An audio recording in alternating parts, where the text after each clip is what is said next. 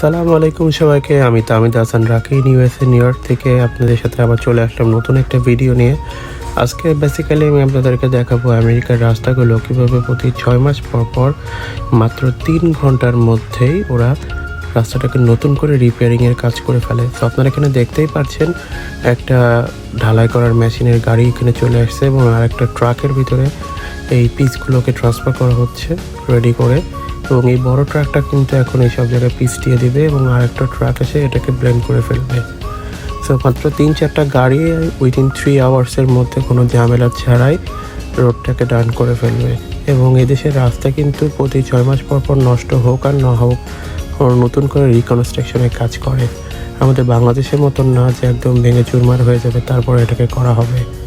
So আসলে আমেরিকার মতন আমরাও চাই আমাদের ব্যবস্থাগুলো এরকম হয়ে যাক।